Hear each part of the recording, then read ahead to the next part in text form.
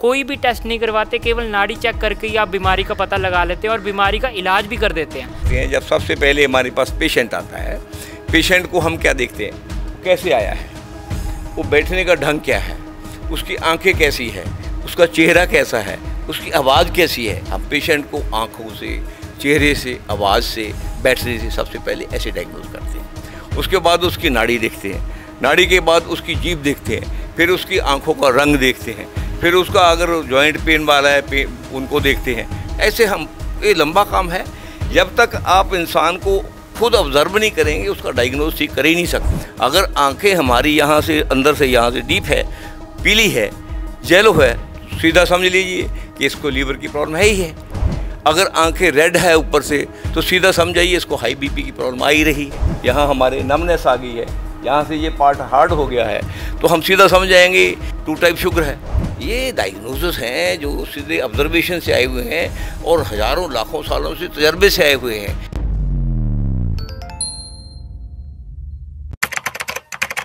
नमस्कार, D5 channel Hindi देख रहे सभी दर्शकों का मैं विभोर चट्ठा स्वागत करता हूं। आज हम आए हुए हैं fun villa doctor Joginder Tiger ji के पास। डॉक्टर जोगिंदर टाइगर जी विश्व प्रसिद्ध डॉक्टर है और इनका हर्बल मेडिसिन पे किया हुआ काम भी विश्व प्रसिद्ध है। डॉक्टर साहब यहाँ पे पिछले 35 साल से क्लिनिक चला रहे हैं और डॉक्टर साहब बिना किसी टेस्ट के एक नाड़ी सिस्टम, नाड़ी को डायग्नोज कर बीमारियों का पता कर लेते हैं और गंभीर बीमारियां भी नाड़ी को डायग्नोज कर हम पता कर सकते हैं। आज हम इसी के ऊपर बात करेंगे। हमारे साथ डॉक्टर साहब हैं। डॉक्टर साहब, आपका बहुत बहुत स्वागत है D5 चैनल हिंदी में। थैंक यू वेरी मच जी, थैंक यू। डॉक्टर साहब, आज हम नाड़ी के ऊपर बात करेंगे। जैसा कि हमने देखा है, आप अपने पेशेंट की नाड़ी चेक करके आप उनकी बीमारी को डायग्नोज करते हैं। आप कोई भी टेस्ट नहीं करवाते, केवल नाड़ी चेक करके ही आप बीमारी का पता लगा लेते हैं और बीमारी का इलाज भी कर देते हैं। तो हम यही जानना चाहेंगे कि नाड़ी आप कैसे डायग्नोज करते हैं और इसका इलाज कैसे करते हैं। और पहले तो ये बताइए कि हमारे इंसानी शरीर में नाड़ी का क्या रोल है और नाड़ी क्या होती है। ये बहुत अच्छी बात है, इसकी ज़रूरत भी है। दरअसल ये इंडिया का नहीं, मिस्र से लेकर इंडिया तक पूरे एशिया का नाड़ी प्रबंध से ही इलाज होता है, नाड़ी सिस्टम से। इसको कहते हैं जितना शरीर का खून का बहाव है, ये प्राण का बहाव है, हवा का बहाव है, पित्त का बहाव है, कफ का बहाव, ये नाड़ी के थ्रू ही चलता है। नाड़ी से ही इंसान के शरीर की मकदार को देखा जा सकता है। जैसे आयुर्वेद में, ठीक है ना, बात, पित्त, कफ, 3 चीज़ों को डायग्नोज करते हैं। ऐसे ही यूनानी में, क्योंकि ब्लड तो होता है, ठीक है, 3-4 ह्यूमर हैं, 3 उनका अकाई हैं, चौथा ह्यूमर ब्लड है। वो ब्लड में 3 चीज़ें होती है, हमारे भी ब्लड में होती है, हम 3 गिनती हैं। उनमें से एक तो है, पहले चारों में से एक तो दम है, ब्लड को कहते हैं। फिर उसमें होता है दूसरा पित्त, जिसको सैफरून या जेलो या पीला रस बोलते हैं। उसके बाद एक है ग्रीन, उसके बाद है एक सौदा, जिसको कफ बोलते हैं। वो तीनों उनमें है, तीनों हमारे में है। उसको, उसकी दिशा जो है उनकी शरीर में नाड़ी से ही पता चलती है। नाड़ी में उनका बहाव कैसे चलता है, जैसे नाड़ी में बहाव चलता है, नाड़ी ही हमारे शरीर को सप्लाई देती है। नाड़ी से हमारी ये नालियाँ, हमारा ये ट्यूब का प्रबंध जो जितना है शरीर से ही बना है। नाड़ी और नाड़ी बहाव में क्या अंतर होता है? हाँ, नाड़ी जिसमें रक्त चलता है, जिसके रक्त के साथ श्वास चलते हैं, प्राण चलते हैं, वायु चलती है, कफ चलती है और पित्त चलती है, ठीक है। बहाव उसका वेग है, जिस ढंग से वो चलता है। अगर उसमें हमारे पित्त, कफ और वायु, जब बात, पित्त और कफ ऐसे ही बोल सकते, बोलने का ढंग है जी। अगर इनका मिकदार सही रहता है तो शरीर का बहाव ठीक होता है। उससे उस वक्त ये जो इसको गुण कहते हैं 3 चीज़ों को, अगर जब ये डिस्टर्ब होता है, उसमें चाहे वायु डिस्टर्ब हो जाए, बात डिस्टर्ब हो जाए, चाहे पित्त गर्मी डिस्टर्ब हो जाए, या जेलो फ्लूइड का डिस्टर्ब हो जाए, या कफ डिस्टर्ब हो जाए, जिसको हम कफ बोलते हैं, श्लेष्म बोलते हैं, जहाँ यूनानी में सौदा बोलते हैं, वो डिस्टर्ब हो जाए तो सारा शरीर का सिस्टम डिस्टर्ब हो जाता है। तो इसलिए इसको, ये अगर ठीक मकदार में हो तो शरीर ठीक रहता है, बीमारी नहीं, बीमारी मुक्त होता है। इसको हम जब डायग्नोज करते हैं तो इसका, ये 3 उंगली होती है हमारी जी, ठीक है। ये जो उंगली है जिसे हम इंडेक्स फिंगर कहते हैं, ठीक है, ये जो सेंटर वाली उंगली है, ये तर्जनी जिसे हम रिंग फिंगर बोलते हैं, ये तीनों से ये 3 नाड़ी ये हमारी ये चलती है। ये फर्स्ट नंबर नाड़ी होती है, ये सेकंड नंबर नाड़ी होती है, ये थर्ड नंबर नाड़ी होती है, ठीक है। ये फर्स्ट ऊपर वाली नाड़ी में क्या देखते हैं हम, वायु का प्रकोप, बात का। ये सेकंड वाली में पित्त का, ये नीचे वाली में कफ का, ठीक है। ये कफ जब ऐसे करते हैं तो कफ हमारे पलट कर यहाँ आ जाती है। इसलिए हमारे स्टोमक में जो कफ का स्थान है, जिसको कफ होगी, कफ लंग्स में नहीं होती, खांसी का हमेशा प्रकोप स्टोमक में है। और ये पित्त का, ये सेंटर वाली नाड़ी है, ये गर्मी का प्रकोप हमेशा स्मॉल इंटेस्टाइन में होता है, क्योंकि सेंटर में होती है। उसके बाद ये जो ऊपर वाला है, ये नीचे होता है ऐसे, इसका प्रकोप गैस का, वायु का और ज़्यादा हवा का पेट में, ये लार्ज इंटेस्टाइन से होता है। इसको कहेंगे आप, जब ऐसे बोलेंगे आप इसको, इसके हिसाब से, तो ये क्या है, ये कफ का एरिया है, ये हमारे पित्त का है, ये वायु का है। ये क्या कह लेंगे, बात, पित्त, कफ, ठीक है। ये तीन चीज़ें इससे डायग्नोस करते हैं। नाड़ी में को हम जब ऐसे देखते हैं, अगर ये नाड़ी, ऊपर वाली नाड़ी ऐसे तेजी में सांप की तरह चलती है, ज़्यादा जोर लगाकर भागे हुए, जैसे सांप, अग्रेसिव सांप है, तो हम समझ जाते हैं कि बॉडी में अभी इंडाइजेशन भी है, गैस का प्रकोप भी है। अगर ये नाड़ी, सेकंड वाली नाड़ी, दूसरी नाड़ी को हेल्प करती हुई ये तेज़ हो जाए और ये जंप लगाए डड्डू की तरह, जहाँ गुरैया की तरह ऐसे जैसे उछलती है, तो हम सोचते हैं ये गर्मी का प्रकोप है। जैसे आग की लपटें ऐसे ऐसे चलती हैं, ठीक है। और हवा का बेग ऐसे चलता है, लपटें ऐसे चलती हैं। अगर ये नाड़ी तीसरी स्लगश, स्लो, जाम होकर चलती हो और साथ में ये नाड़ियाँ स्लो हो जाए, तो हम सोचते हैं कि शरीर में किसका, कफ का प्रकोप है। उसके आगे इसका अलग अलग डायग्नोसिस है। अगर इसके साथ ये स्लो चलती हो, सेकंड नाड़ी धमकती हो, उछलती हो, फिर हम हिसाब लगाते हैं कफ यहाँ बढ़ रही है, नीचे एसिड बढ़ रहा है, गर्मी बढ़ रही है। अगर ये नाड़ी तेज़ी से चलती हो और ये जंप खाती हो और ये जम जाती हो, तो हम सोचते हैं कि तीनों रोग हैं। इसको कफ की प्रॉब्लम भी है और पित्त की प्रॉब्लम भी है और बात पित्त कफ तीनों की प्रॉब्लम। ये फिर नाड़ी से ऐसे हम डायग्नोज करते हैं। डायग्नोज करने के बाद फिर देखते हैं, जैसे ये हमारा एरिया ये है, ये जितना स्टोमक का एरिया है, इसके ऊपर जितने भी रोग हैं हमारे, ये सारे कफ की वजह से होते हैं। जैसे किसी को दिमागी परेशानी है, अल्जाइमर की परेशानी है, पार्किंसन की प्रॉब्लम है, कानों से ऊंचा सुनता है, आँखों में मोतियाबिंद आ रहा है, जहाँ कोई मुंह में स्मेल आ रही है, जहाँ कोई और इस तरह की जितनी की प्रॉब्लम है, जो कोई बालों में कोई और प्रॉब्लम आ रही है, तो उससे हिसाब लग जाता है कि ऊपर जो उन बाल, ये ऊपरली जो दिशा है, इसमें कफ का प्रॉब्लम है, जितनी ये नाड़ियाँ कफ की है। उसके बाद ये सेंटर वाला है, ये पित्त का है। जब हम देखते हैं कि पित्त का है, तो हम सीधे स्मॉल इंटेस्टाइन में आ जाते हैं। स्मॉल इंटेस्टाइन इसको डील करती है। ये पित्त को यही हमारे हार्ट का बीपी भी इसकी वजह से होता है कि ये फिर उसका बीपी का, लीवर का, स्प्लीन का, जितनी भी बीमारियां यहाँ हैं, फिर उससे डायग्नोज करते हैं। उसी को डायग्नोज करके फिर उस हिसाब से हम दवाई देते हैं। उसके नीचे जो नेवल के नीचे है, वो लार्ज इंटेस्टाइन का जोन है। जब हम देखते हैं कि लार्ज इंटेस्टाइन वाली ये जो कफ वाली, जो बात वाली ये नाड़ है, ये तेज़ी से सांप की तरह बल खा रही है, साथ में ये जंप ले रही है, फिर हम सोचते हैं कि इसके पित्त के साथ बाजू का बहुत प्रकोप है, बात का बहुत प्रकोप है। फिर हम उसको डायग्नोज करके उसकी दवाई देते हैं। जिसको बात का प्रकोप होता है, उसको फिर क्या होता है, उन लेडीज़ को मेंसेस की प्रॉब्लम आ जाती है, और उसको कई बार अबनॉर्मल ब्लड जाने लग जाता है। आदमी को वीर्य की प्रॉब्लम, टेस्टिक की प्रॉब्लम, स्पर्म की प्रॉब्लम, लेडीज़ को हार्मोन्स की प्रॉब्लम, कितनी दवाई इसकी वजह से आ जाती है। अगर इनके साथ लीवर के, इसके पित्त का साथ में हो जाए, तो साथ में फिर लीवर डैमेज, पीलिया आँखों का रोशनी खराब होना, ये ऐसी सारी बातें होती है। और ज़्यादा पित्त वाले लोगों को हम देखते हैं, जब ना कफ वाले लोगों को जब ये कफ बढ़ जाती है, इसमें कफ वाले लोगों को ज़्यादा पथरी का प्रॉब्लम आता है। अगर कफ बढ़ जाए साथ में बिंड हो जाए तो 100% हम अनुमान लगा लेते हैं, अगर पित्ते में दर्द रह रहा है और किडनी में दर्द रह रहा है, कि इसको स्टोन बन गए हैं। ये डायग्नोसिस सिस्टम बहुत ही सटीक, सादा और बढ़िया है। ये जब से कंप्यूटर आया, इसको यही नहीं पता कि ये डायग्नोज कैसे करना है। हम ब्लड टेस्ट करते हैं, एक्सरे लेते हैं, एक्सरे और ब्लड को जो हम हमारी पल्स से, जैसे देखिए आपकी पल्स है, मैं इसको देख रहा हूँ, इसको मैं टच कर रहा हूँ, इसको मैं अपनी पल्स से फील कर रहा हूँ।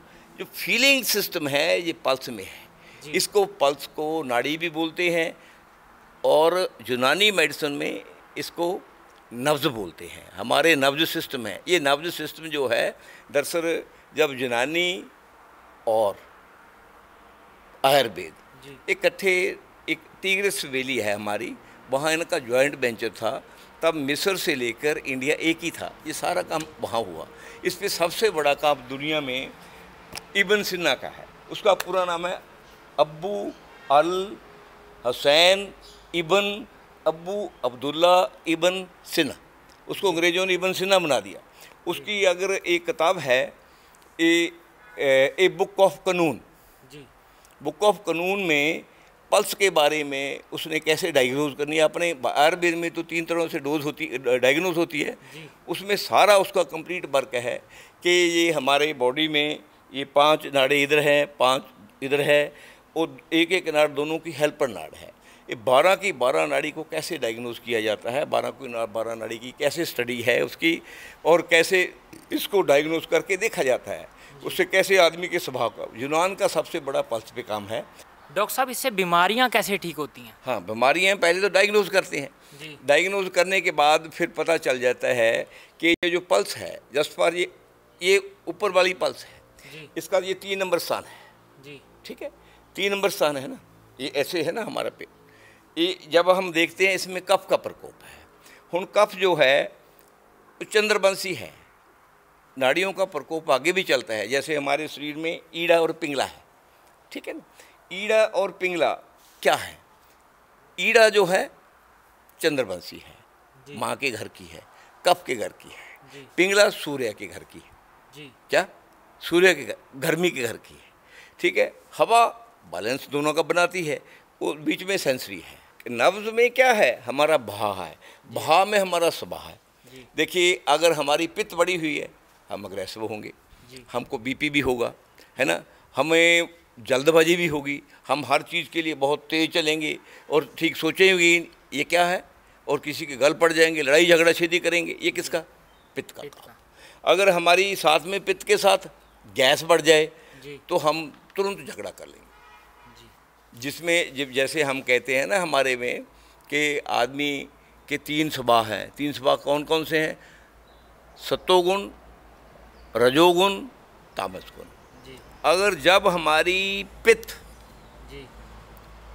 और वायु बात बढ़ती है तो क्या होता है? तामस गुण प्रवेश करता है। जब हमारी पित्त बढ़ती है तो रजोगुण प्रवेश करता है। जब हमारे तीनों बैलेंस होते हैं तो सत्वगुण प्राप्त, तो हम सत्वगुण प्राप्त होता है। डॉक्टर साहब, ये तो आपने डायग्नोज का बता दिया, हम अभी से ठीक कैसे कर सकते हैं कि घर बैठे हम इसको ठीक कर सकते हैं? नाड़ी को जैसे पता हमने डायग्नोज कर ली बीमारी, हम कैसे ठीक कर सकते हैं उसे? देखो, उसको ठीक करने के लिए 3-4 चीज़ें हैं। पहले तो अगर अपने शरीर में हमारे जो है स्वर चलते हैं, स्वर जो है उसकी साधना बड़ी ज़रूरी है। स्वर के लिए हमारे पास 3 नाड़ी है। जैसे ये 3 नाड़ी है, ईड़ा है, पिंगला है। पिंगला के बीच में सेंसरी है। ठीक है, सेंसरी ईड़ा और पिंगला के 3 हैं, है ना। ये क्या करते हैं? हमारे जो नीचे से मूल द्वार से शुरू होकर सेंसर, ब्रह्मरंध्र जिसे कहते हैं, यहाँ तक जाते हैं। इसकी 7 स्टेज है। मूल द्वार, स्वादस्थान, नाभि चक्कर जिसको अग्नि चक्कर भी कहते हैं, फिर हमारा अनहद चक्कर, फिर बेशुद्ध चक्कर, फिर आज्ञा चक्कर, फिर सेंसर। 7 है। चक्कर का मीनिंग क्या है? चक्कर का मीनिंग ऐसा नहीं कोई वहाँ कोई चक्कर घूम रहा है। चक्कर का मीनिंग है कि हमारी बॉडी की फोर्स उस एरिया में जाकर अपना काम करती है जी। चक्कर काम करती है, वो फोर्स बेंड सारी काम करती है, घूमती है वहाँ। घूमने के लिए उस एरिया को जितने जोन हैं, जैसे देखिए हमारा मूल द्वार है, मूल द्वार का चक्कर हमारी जो एनस होती है, एनस से करीब 2.5 उंगल पीछे ऊंचे होता है। उसके आगे जो स्वादिष्टान है, जो टेस्टिकल के पास होता है, मतलब ये दोनों, ये सारा चक्कर है, ये इससे सारी बीमारी नीचे की समझ आती है। एनस का जितना भी हमारा कब्जे के बाद फिशर होता है, भगंदर होता है और बीमारियाँ होती है, ये सारी पाइल्स वगैरह इनसे होती है। उसके आगे हमारा स्वादिष्टान है, फिर स्वादिष्टान की बीमारी ये चक्कर है। फिर उसके आगे हमारा नाभि चक्कर है। नाभि चक्कर बेसिकली बेसिक चक्कर है, उससे सारे शरीर की बीमारियों को समझाती है, ठीक है। क्योंकि जब माँ के पेट में बच्चा डेवलप होता है, नाभि से ही हमारा शरीर बनता है, वहीं से प्लेसेंटा बनता है जड़, वहीं से तना कर हार्ट बनता है, हार्ट से सारी बॉडी डेवलप होती है, इसलिए नाभि बेस है। उसके आगे हमारा अनहद चक्कर है, जिसको दिल का चक्कर भी कह सकते हैं। वो चक्कर अगर ना चले तो उसके बिना हमारी लाइफ ही नहीं है, ठीक है। फिर उसके बाद बेशुद्ध चक्कर है, बेशुद्ध चक्कर में सारा ये डील करते हैं हम। उसके बाद ये आवाज़, हमारे गले की आवाज़, हमारी आवाज़ का बैठना, हमारा टॉन्सिल हो जाना, हमारी और चीज़ें, ये सारी उसका खेल है। ये हमारा ऐसे डायग्नोस करते। उसके आगे हमारा ये आज्ञा चक्कर है। आज्ञा चक्कर से हम सारी चीज़ का अनुमान, ऑब्जर्वेशन, सही दिशा, माइंड का कंट्रोल, बुद्धि से बात करनी, ये सब जितना हम आज्ञा चक्कर को अपनी आज्ञा में ले लेंगे, उतना माइंड को कंट्रोल कर लेंगे। जितना माइंड को कंट्रोल कर लेंगे, उतना आप हरासमेंट, भड़कन से बचेंगे, उतना आपको बीमारी कम होगी। तो बीमारी अगर कम होगी तो आप शरीर ठीक रहेगा। उसके बाद ये सेंसर है।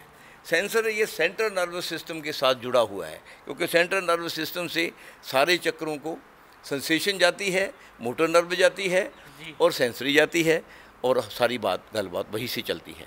वो सेंट्रल नर्वस सिस्टम अगर हमारे ये नीचे 6 चक्कर ठीक हैं, ये 7वां ठीक है, फिर ना आपको डिमेंशिया हो, ना अल्जाइमर हो, ना पार्किंसंस हो, ना फिट्स पड़े, ना आपको मिर्गी का दौरा पड़े।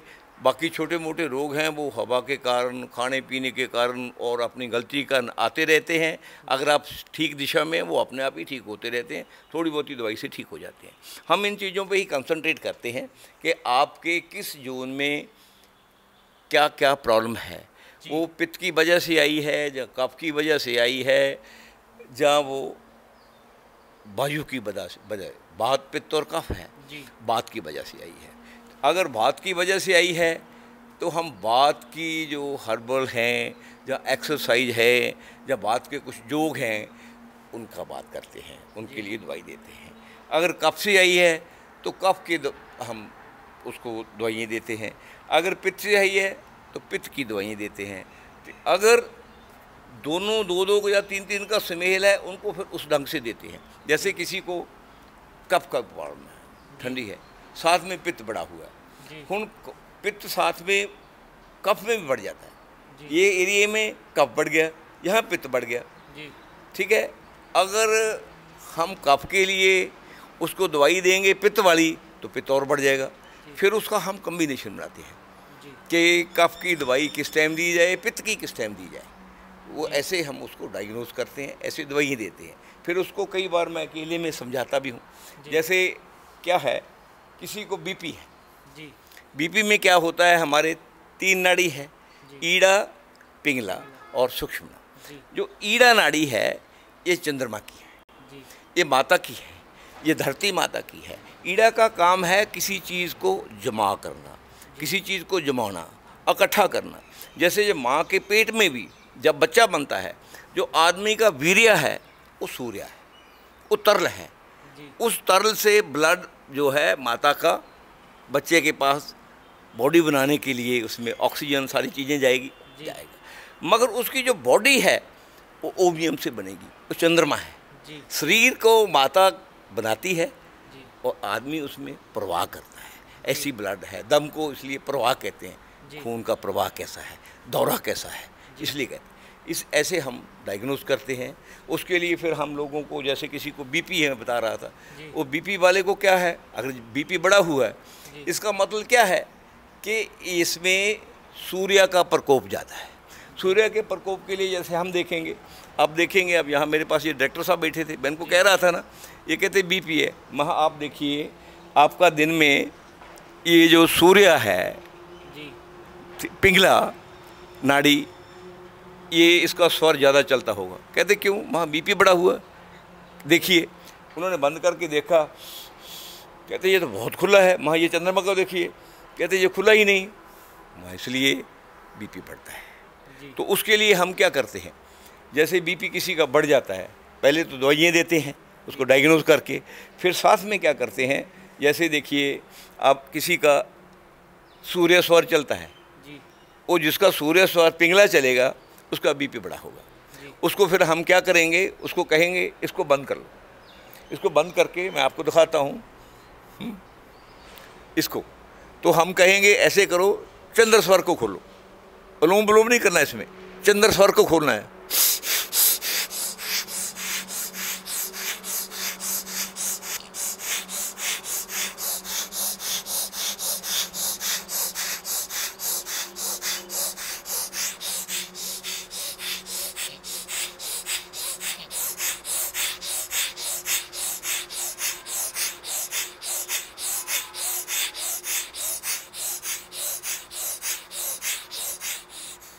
इसको जब चंद्र स्वर खुल जाएगा तो क्या होगा, आपके अंदर शीतलता आएगी।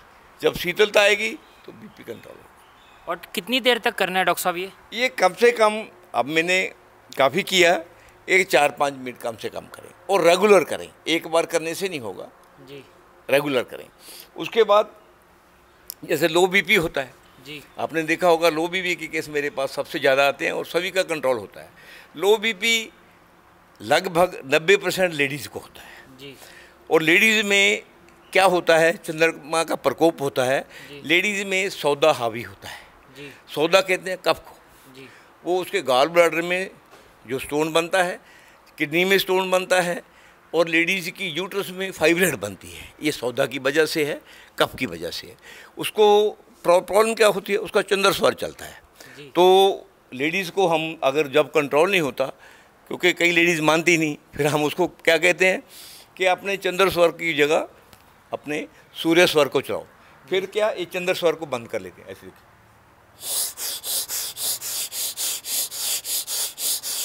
इसको चलाते हैं, मैक्सिमम 6 मिनट करें, मिनिमम 4 मिनट करें। ये रेगुलर करें। जब आप रेगुलर करेंगे, जिसका लो बीपी है उसका सूर्य स्वर चल जाएगा, जिसका हाई बीपी है उसका चंद्र स्वर खुल जाएगा। और दिन में एक बात का हमेशा ध्यान करें, जब आप चलते हैं जी, अगर आपका चंद्रमा स्वर खुला है, ये लेफ्ट हैंड देखिए, आप सांस लेकर देखिए, ठीक है, अगर ये सही खुला है तो आप बीमारी नहीं होंगे जी। रात को आप सो रहे हैं, चंद्रमा का प्रकोप है, आपका सूर्य स्वर चलना चाहिए। अगर सूर्य स्वर चलता है तो आपका, क्योंकि चंद्रमा स्वर से अपना सीधा आ रहा है, चंद्रमा से सूर्य स्वर चल रहा है, बैलेंस रहता है। इससे फिर हमारी सेंसरी ठीक काम करती है। जो सेंसरी जो ठीक काम करती है तो ऊपर कॉस्मोस से मिली हुई है, जी ब्रह्मरंध्र से, ब्रह्मरंध्र का एंटीना कॉस्मोस से, तो हमारा बॉडी का बैलेंस सही रहता है। डॉक्टर साहब, जिनकी दोनों स्वर खुले हुए हैं वो ठीक रहते हैं? हाँ, दोनों स्वर जो ठीक होते हैं उनमें 2 चीज़ें देखनी होती है उसके आगे, कि अगर दोनों स्वर के बावजूद के उसमें डिस्टर्बेंस है, फिर हम नाड़ी से, उसके चेहरे से देखिए हम क्या करते हैं। जब सबसे पहले हमारे पास पेशेंट आता है, पेशेंट को हम क्या देखते हैं, वो कैसे आया है, वो बैठने का ढंग क्या है, उसकी आंखें कैसी है, उसका चेहरा कैसा है, उसकी आवाज़ कैसी है। हम पेशेंट को आंखों से, चेहरे से, आवाज़ से, बैठने से सबसे पहले ऐसे डायग्नोज करते हैं। उसके बाद उसकी नाड़ी देखते हैं, नाड़ी के बाद उसकी जीभ देखते हैं, फिर उसकी आंखों का रंग देखते हैं, फिर उसका अगर जॉइंट पेन वाला है उनको देखते हैं। ऐसे हम, ये लंबा काम है। जब तक आप इंसान को खुद ऑब्जर्व नहीं करेंगे उसका डायग्नोज ठीक कर ही नहीं सकते। अगर आंखें हमारी यहाँ से अंदर से, यहाँ से डीप है, पीली है, येलो है, तो सीधा समझ लीजिए कि इसको हार्ट की प्रॉब्लम नहीं, इसको लीवर की प्रॉब्लम है ही है। अगर आंखें रेड है ऊपर से तो सीधा समझाइए इसको हाई बीपी की प्रॉब्लम आ ही रही है। ऐसे अगर हम कान में यहाँ हमारे नमनेस आ गई है, यहाँ से ये पार्ट हार्ड हो गया है, तो हम सीधा समझ जाएंगे इसको 2 क्लास शुगर है, 2 टाइप शुगर है जी, है ना। ये डायग्नोसिस हैं जो सीधे ऑब्जर्वेशन से आए हुए हैं और हज़ारों लाखों सालों से तजर्बे से आए हुए हैं। डॉक्टर साहब, जैसे आपने बताया कि लीवर की बीमारी का आप डायग्नोज कर सकते हैं, शुगर का कर सकते हैं, और कौन कौन सी गंभीर बीमारियों को हम कैसे पता कर सकते हैं? सारी गंभीर बीमारियों का, हार्ट का भी पता चलता है, जॉइंट पेन का भी पता चलता है, आपकी आँखों का भी पता चलता है, आपके दांत का भी पता चलता है। और दूसरे पास जब हम जीभ देखते हैं, जीभ पे आपका पूरा मैप बना होता है जी, ठीक है। ये जीभ आगे से कैसी है, साइडों में कैसी है, सेंटर से कैसी है, मैप टंग है, स्लगश जीभ है, इस पर वाइट कोटेड को स्लगश जीभ कहते हैं, रेड जीभ है, रेड पिंकिश है, येलो जीभ है। इसकी सारी चीज़ों से, जैसे येलो जीभ है तो उस पता समझ जाएगा इसमें हीमोग्लोबिन और आयरन कम है जी। अगर बहुत डार्क रेड जीभ है फिर समझ आ जाएगा इसका ब्लड थिक हो गया है, इसको हार्ट की बीमारी आएगी, इसका हीमोग्लोबिन भी और ब्लड कोलेस्ट्रॉल भी बढ़ गया है। अगर जीभ पिंकिश रेड है तो समझ आएगा ये बॉडी में बैलेंस है। अगर जीभ में कट है तो समझ आ जाएगा इसके अंदर तेजाब है। अगर मैप टंग है तो समझ आ जाएगा तीनों चीज़ें डिस्टर्ब हुई है। अगर जीभ पे ऊपर वाइट कोटेड है तो समझ आ जाएगा ये इसका स्टोमिक स्लगिश है, पूरा फंक्शन नहीं कर रहा, बॉडी भी फंक्शन नहीं कर रही, ये आलसी है। ऐसे बहुत डायग्नोसिस है। जैसे डॉक्टर साहब आपने बताया, बीमारियों के बारे में बताया, जो एक्यूप्रेशर पॉइंट है और नाड़ी सिस्टम है, इसमें कोई अंतर है? इसमें कोई अंतर नहीं है। ये अलग अलग लोगों की अपने अपने डायग्नोसिस का सिस्टम है। जैसे देखिए हमारे इसमें नाड़ी में जो नाड़ी है क्या? नाड़ी शरीर में ऊर्जा लेकर जाने वाला एक ट्यूब है, ठीक है, एक स्रोत है। वो नाड़ी सिस्टम में जैसे देखिए हर नाड़ी का एंड जाकर जो हाथों में जाएगा यहाँ होगा, पाँव में जाएगा नीचे होएगा। हमारे हाथों में और पाँव में जो ब्लड है वो हार्ट से आर्टरी द्वारा जाता है, जो वापस हार्ट को ब्लड जाता है वो वेन द्वारा जाता है। आर्टरी जो है पंप से चलती है, वेन जो बॉल से चलती है, ठीक है जी। समझ रहे हैं ना मेरी बात? क्या होता है हमारी यहाँ कैपिलरीज होती है जहाँ ब्लड ट्रांजैक्शन होता है, मोस्ट प्रॉब्लम हाथों और पैरों में वहाँ आती है। तो जो दबाते हैं लोग, ऐसे दबाने से, ऐसे जब दबा रहा है कोई इस पॉइंट को दबा रहा है, कोई इसको दबा रहा है, जिस पॉइंट को जिससे रिलेशन है उसको दबाने से क्या होता है, जो कैपिलरीज है वो दबती है, दबकर उसमें जो लिक्विड है रुका हुआ और गैस है दबती है, वो दबाने से हिलेगी, हिलने से वापस चली जाएगी, ये जहाँ नया ब्लड आ जाएगा बीमारी क्योर होनी शुरू हो जाएगी। वो आकू प्रेशर जो है, प्रेशर डालना होता है। एक है आकू पंक्चर, ठीक है, जो प्रेशर है वो जापानीज टेक्निक है, वो मिस्र से आई हुई है। जो पंक्चर है वो चाइनीज़ टेक्निक है। चाइनीज़ लोग क्या करते हैं, हमारी बॉडी में हर जगह नोड्स होती हैं, यहाँ वाइट सेल होते हैं, हमारी फौज होती है, और नोड्स को ये छोटे छोटे दाने, ये नोड्स हैं, इनको पहले डायग्नोज करते हैं कि किस मेरिडियन को जोड़ने वाली चीज़, ठीक है, लाइन है, ये लाइन शरीर में मेरिडियन, ये लाइन पूरी की पूरी कैसे चल रही है चैम्बर से, उसमें वो पॉइंट को देखते हैं। उस पॉइंट में फिर वो देखते हैं कि कहाँ कहाँ पॉइंट में रुकावट है। वो जो पंक्चर करते हैं, बहुत ब्रीक सुई होती है, वो मेरे कोई भी आता है, वो पंक्चर से क्या करते हैं, उस पॉइंट को पंचर करते हैं बहुत ब्रीकी से, पता नहीं ब्लड ही निकलता। जब पंचर करते हैं वो जो रुकावट होती है वो खुल जाती है, तो वो वेन पूरी चल जाती है। ये भी टेक्निक है। डॉक्टर साहब, आपने बहुत महत्वपूर्ण जानकारी दी। आपने एक विलुप्त हुई नाड़ी सिस्टम को आपने हमारे दर्शकों के सामने बताया। आपने उनको बताया कि हम कैसे घर बैठे डायग्नोज कर सकते हैं, नाड़ी से हम कैसे गंभीर बीमारियों का पता कर सकते हैं और हम कैसे इलाज कर सकते हैं उसका, या हम किसी डॉक्टर के पास जाकर उसको कैसे बता सकते हैं कि हमें कौन कौन सी प्रॉब्लम है। आप हमारे साथ जुड़े, आपका बहुत बहुत धन्यवाद। थैंक यू जी, थैंक यू वेरी मच। अगले एपिसोड में फिर मुलाकात होगी, तब तक के लिए नमस्कार।